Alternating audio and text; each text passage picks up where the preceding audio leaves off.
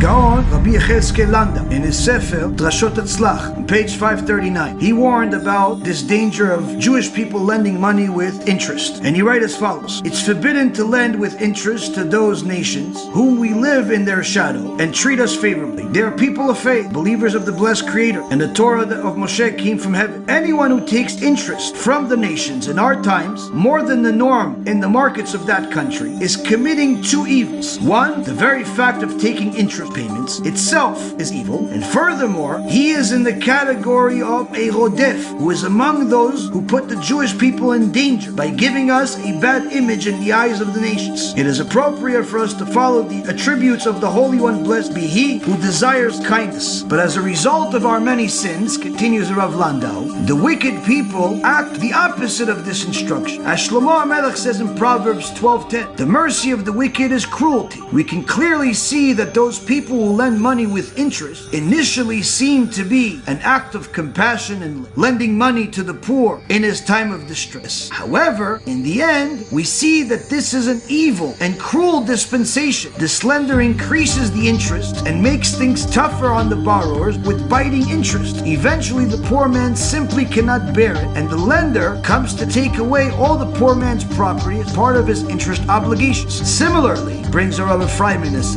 Rav Michael HaKohen Baruch narrates in his book called Zichron Avu Bno, page 334 and 335, his own memories of his life when he lived in Ukraine in a place called Colombia. And he tells of how there were certain Jewish personalities who took high interest, even more than the value of the principal amount, meaning over 100% interest, and they caused a lot of animosity towards the Jews by the non-Jews. 100% in cash advance is cheap because some of them are charging 600-700% and even some as high as 4,000%. But here he's talking about how this interest of 100% caused anti-Semitism in Ukraine. If that was enough, this would be sufficient. But there's more. An historian by the name of Eliezer Bashan came to the conclusion in his book that there was a certain degree of justification to the hatred that the locals had towards the Jewish population in Fez, Morocco. This was due to those Jews who were on one hand enjoying the hospitality of the foreign nation, but yet on the other hand, they were lending them money with high interest. Even the Rabbi of Fez of Morocco at the time, from 1873 to 1900, also agreed and joined in holding these Jews at fault. Meaning this is not just a lone historian that is agreeing with the Gentile perspective. No, the Rabbi of Morocco agreed that these wicked Jews are causing anti-Semitism. So whether it's Morocco, or it's Ukraine, or it's Poland, or it's Germany, or it's anywhere in history, you saw Jews lend money with interest, it creates anti-Semitism. One of the businesses that many people are going to today